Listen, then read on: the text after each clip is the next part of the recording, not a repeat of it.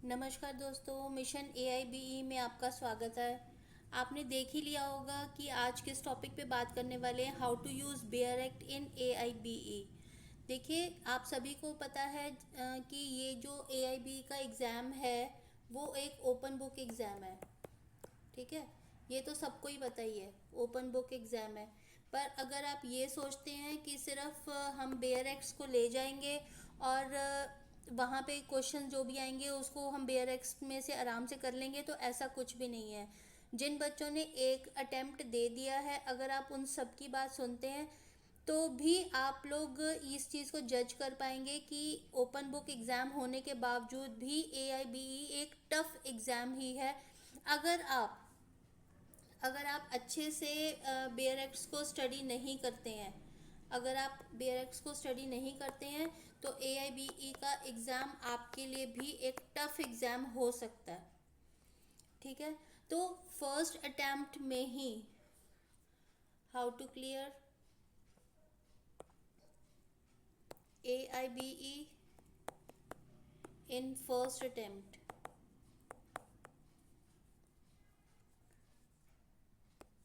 एक तो हम इस टॉपिक के ऊपर आज बात करने वाले हैं कि फर्स्ट अटेम्प्ट में ही कैसे एग्ज़ाम क्लियर होगा, और दूसरा हम इस चीज़ को डिस्कस करने वाले हैं कि ओपन बुक एग्ज़ाम होने के बावजूद जो बेयर एक्ट्स हैं उसको कैसे यूज़ किया जाता है AIBE के एग्ज़ाम के अंदर।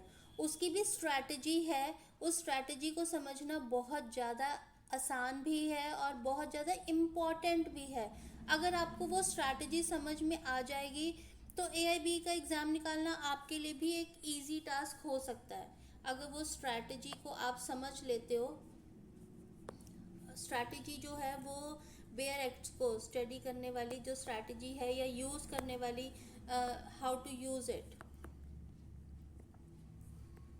अगर वो स्ट्रैटेजी आप समझ लेते हो ना तो आपके लिए AIBE का एग्ज़ाम निकालना आपके लिए भी आसान हो सकता है।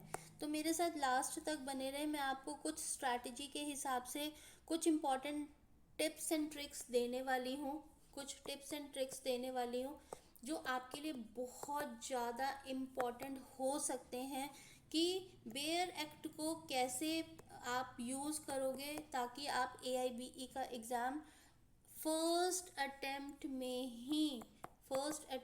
ही आप इसको क्लियर कर लें। ठीक है, देखिए, using Bear Act efficiently during the AIB exam can be challenging, but this practice and some strategies you can improve your speed and accuracy. Here are some tips. देखो, मैं कुछ आपको टिप्स दे रही हूँ।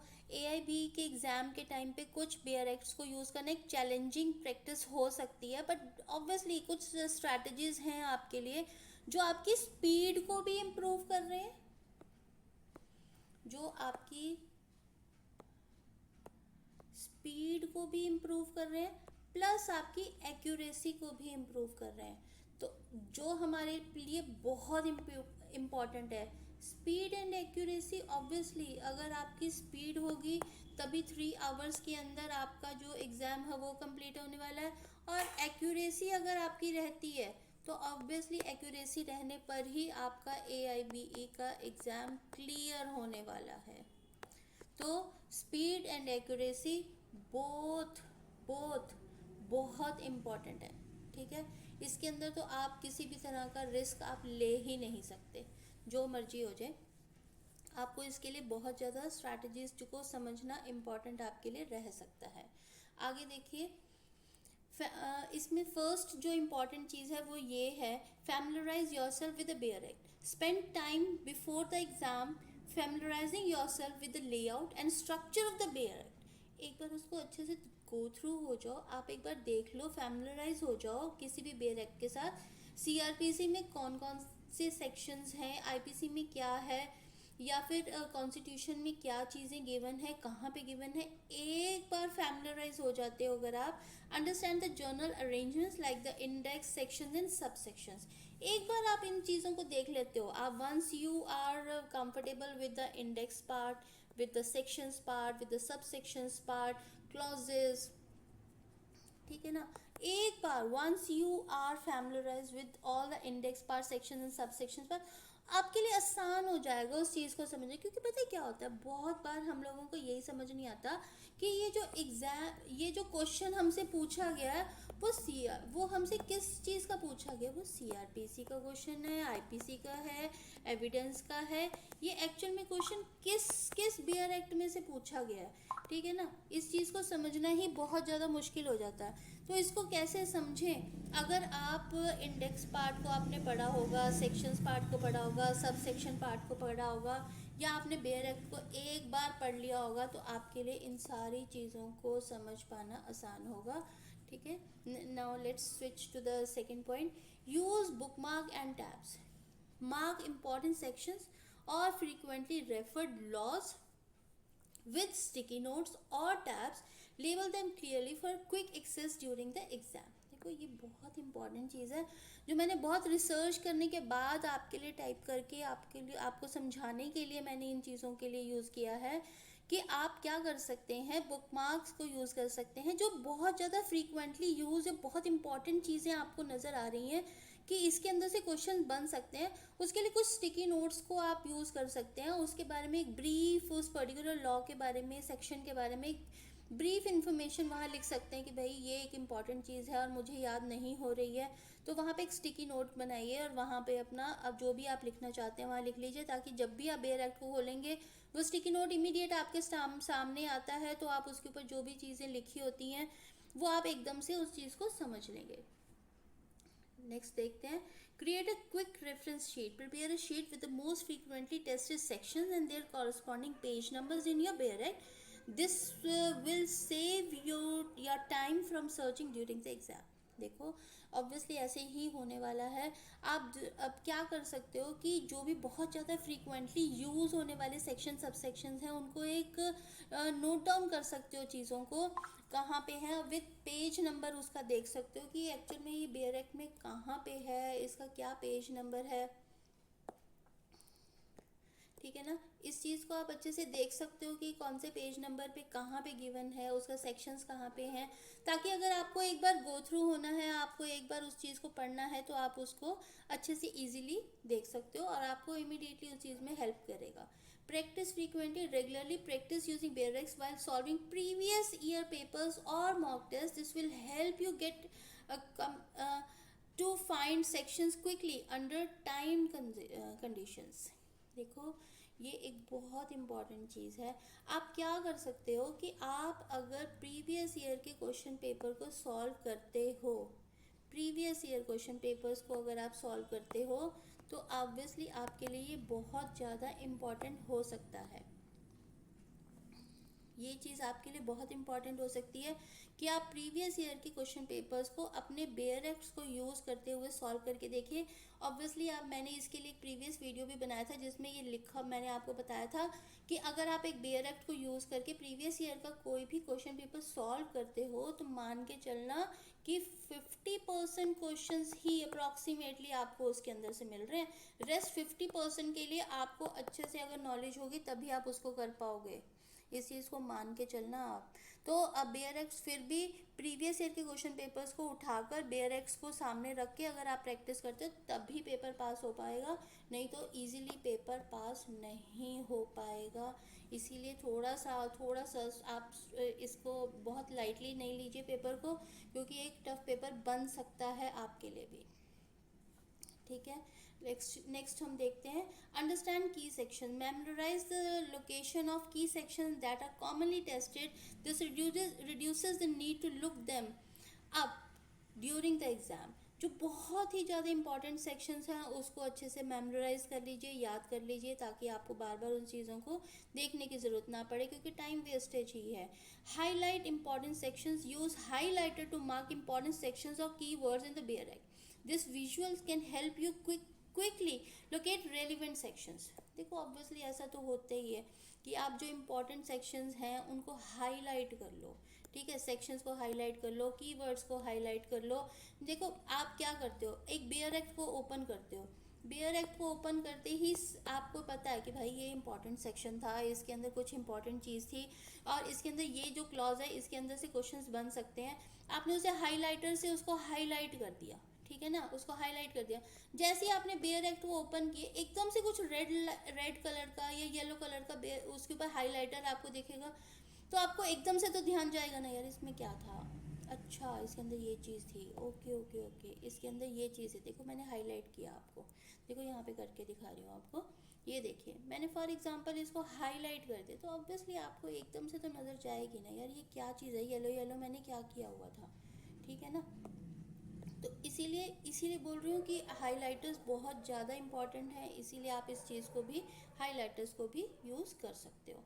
नेक्स्ट देखिए, know the index at the beginning of the bear act is your best friend. Spend time understanding how it's structured and how to quickly navigate through it. देखो जी ये बहुत इंपॉर्टेंट चीज़ थी कि इसको इंडेक्स पार्ट को तो आपका बेस्ट फ्रेंड ही बोल दिया गया, इसको तो बेस्ट फ्रेंड के नाम से ही बता दिया गया है कि index is your best friend.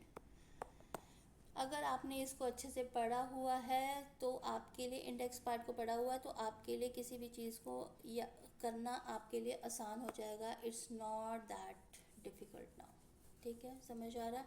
Time management during practice, time yourself and how long it takes to find specific section, try to improve your speed over time. देखो ऑब्वियसली हमें तो 3 घंटे का टाइम ही, 3 आवर्स का टाइम ही मिलता है, unless you have your speed to complete your paper, unless you have accuracy, ठीक है ना। ये दोनों ही इम्पॉर्टेंट चीज़ें हैं AIBE के एग्ज़ाम को क्लियर करने के लिए। देखिए किसी भी एग्ज़ाम को क्लियर करने के लिए इम्पॉर्टेंट है, बट अभी तो ऑब्वियसली AIBE के एग्ज़ाम की बात करें तो 3 घंटे का टाइम है, इसीलिए स्पीड होनी भी बहुत ज़रूरत है और ऑब्वियसली इस एग्ज़ाम को क्लियर करने के लिए एक्यूरेसी होनी भी ज़रूरी है। तो टाइम मैनेजमेंट तो बहुत इम्पॉर्टेंट है, बहुत बहुत बहुत इम्पॉर्टेंट है। ये नहीं हो सकता कि आपको 4 घंटे का टाइम मिल रहा है वहाँ पे और आप कह रहे हो कि भाई, या फिर आप बोलोगे भाई मुझे तो 4 घंटे का टाइम चाहिए, it's not possible at all. 3 hours का टाइम ही मिलने वाला है, ठीक है जी। आगे देख लेते हैं इसको इरेज कर दूँ मैं, यस। नेक्स्ट देखिए, organise your bare act, keep your bare act organise and in good condition. A well organise book will help you locate sections faster. Obviously ऐसे ही होता है, फटे पुराने से ये ना भाई इधर से फट गया उधर से फट गया, वो सेक्शन नहीं पता लग रहा, वहाँ से कोई चीज़ फटी हुई है, तो ऐसा नहीं होना चाहिए। ऑर्गेनाइज फॉर्म में हो, प्रॉपर कंडीशन में हो और आपको पता हो कि कितने बेयर एक्ट्स को लेके जा रहे हो, 19 या 20 जितने भी बेयर एक्ट्स की लिस्ट आती है हमें BCI की तरफ से, जितनी भी BCI की तरफ से हमें लिस्ट आती है वो सभी के सभी बेयर एक्ट्स आपके पास अवेलेबल होने चाहिए किसी भी हालत में, ठीक है जी।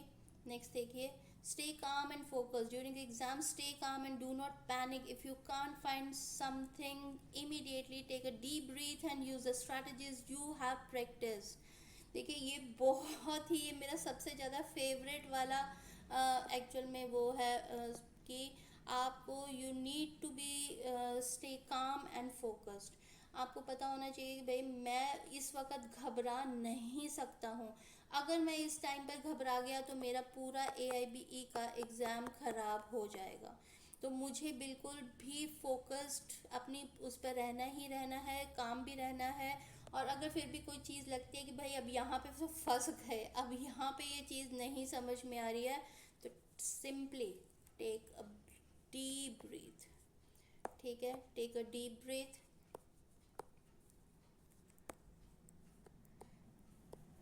एक डीप ब्रीथ लो, अपने आप को काम डाउन करो, अपने आप को फोकस करो and then start doing for AIBE exam, ठीक है। दोबारा से अपने मिशन, जो आपका मिशन AIB है उसके ऊपर दोबारा से लग जाओ और आई एम डेड श्योर कि आप अपने मिशन को कंप्लीट कर लेंगे इस बार, पक्का है कि आप इस बार अपने मिशन को कंप्लीट कर लेंगे। अगर आप इन स्ट्रैटेजीज़ को फॉलो करते हैं तो आपके लिए AIB के एग्ज़ाम को बिल्कुल भी निकालना मुश्किल नहीं होगा, जितना मेरा मानना है।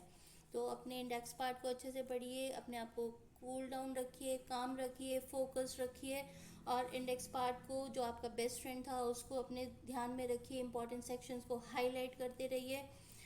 With consistent practice and preparation, you will be able to navigate BRX more efficiently during the AIBE exam. तो अगर आप कॉन्टीन्यूसली कंसिस्टेंटली प्रैक्टिस करते हैं, प्रिपेयर करते हैं अपने आप को, तो आप किसी भी तरह के बेयर एक्ट को ड्यूरिंग योर एग्ज़ाम यूज़ करने के लिए एफिशिएंटली यूज़ कर पाएंगे और अपने एग्ज़ाम को आप आराम से निकाल पाएंगे।